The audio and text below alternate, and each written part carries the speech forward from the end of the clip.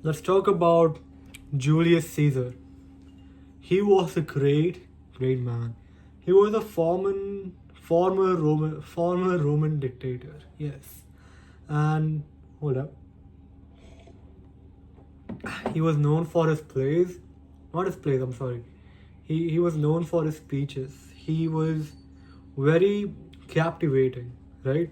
He was known for being one of the most captivating persons ever. Like even his soldiers, like who were worked under him, they were very inspired by his actions. Like even if he went into the battlefield, they were like motivated to go into the battlefield along with him, right? And he was he always surprised people with his actions. Sometimes he even spoke little, but even if he spoke little, he meant so much. His words were like, and they put out a lot of noise. The actions he put in, they put out a lot of noise. The words he put out a lot of noise. Like he was an attention grabbing person. Nobody could avoid him. People were kind of jealous of him too, but people used to come to his speeches and to listen to him because he was that good with his speeches. He was very good at what he did. So yeah, and before he died, he actually said something like "etu brew," something like that. Yes, you too, my child. Right? He was like when he was about to die, an army of people just covered him, and one of the persons from that army, like they were his close friends, and when like they stabbed Julius Caesar, and then Julius Caesar looked at that guy and he was like, "Even you, my child," right? Like he was putting out a lot of drama. Every word he spoke had a lot of drama with intention, and he was very well known for that. And then there was another person. Hold up, who was that called? A young woman named Aurore Dupin Dudevant. Aurore Dupin Dudevant. Okay, Dudevant. Okay, so she moved to Paris to achieve a writing career. She wanted to be a writer. She did not want to marry. She just wanted to be a full-time writer. And well, in those times, writing was not for women, right? Because they preferred more of men written books or men written articles, whatever. And so what Dudevant did is that she started to enact as a man, right? She absolutely changed her character. She started to enact as a man and started her writing career all the way again. And her writing was accepted. Like there were people who used to tell her, "We cannot accept your writing. You should be at home doing dishes," right? But then her writing was accepted because she became a man. Like she started acting as a man, and she people were like very fascinated with this new personality of hers, and people started liking her writing more. And when people got to know, when she died, when people got to know, people stopped reading her work. But it was very fascinating and inspiring to see someone this captivating, or someone being this you know perfect with the role they were performing.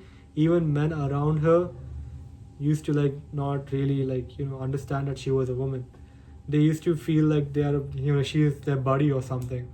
So yeah, Dudevant played a pretty good role in being someone that she wasn't, even though she knew deep down inside that she is feminine.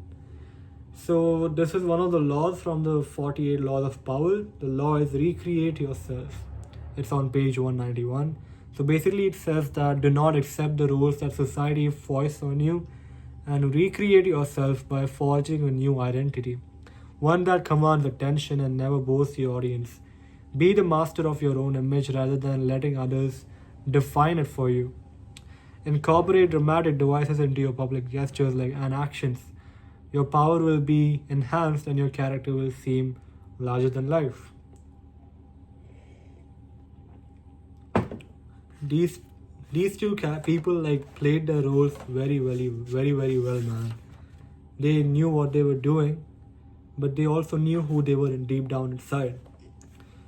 So yeah, know how to be all things to all men, a discreet Proteus, a scholar among scholars, a saint among saints. That is the art of winning over everyone. For like attracts like. Okay, take note of temperaments and adapt yourself to that of each person you meet. Follow the lead of the serious and jovial in turn, changing your mood discreetly. So I can absolutely make let's say I can relate to this. I can literally relate to whatever this is written. So basically, you have to be like water.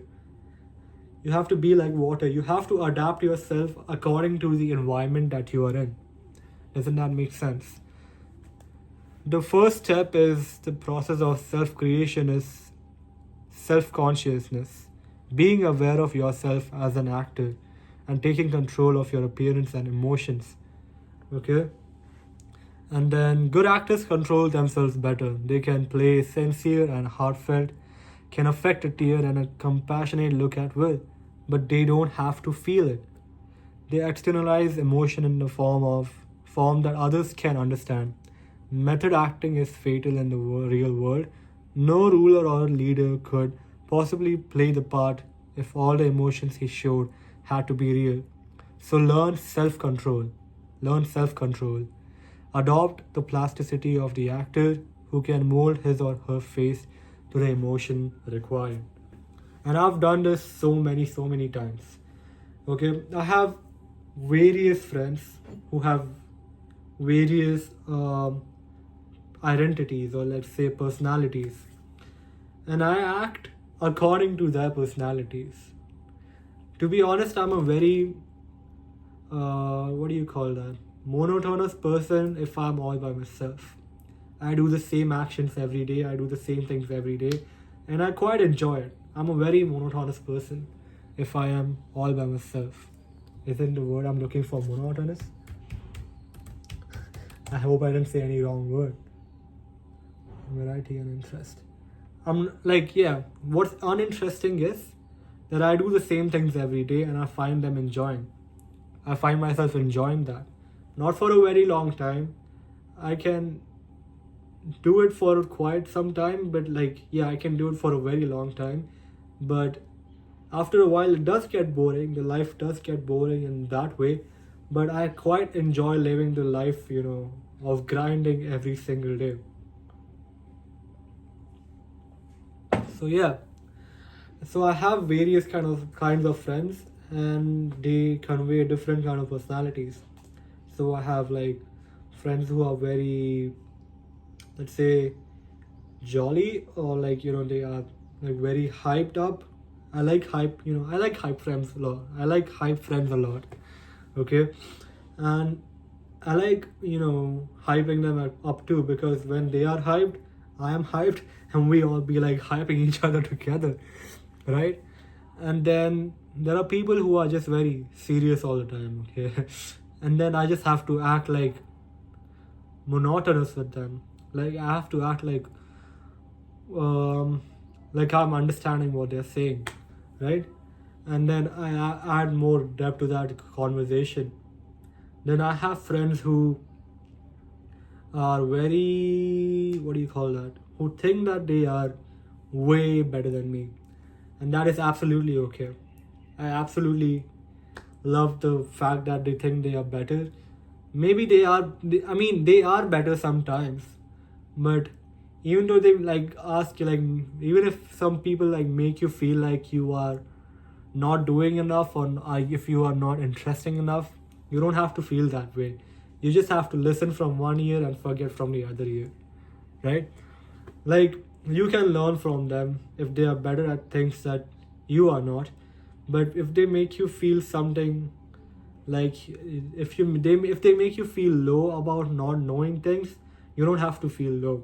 You just have to accept in front of them for a while, even though you don't accept it within, but you just have to accept it in front of them, so they can feel the higher power they have, because one day you're gonna show what you are through your actions, through your results. Even if you don't have the things that you are good at right now, you will be good at them sooner or later.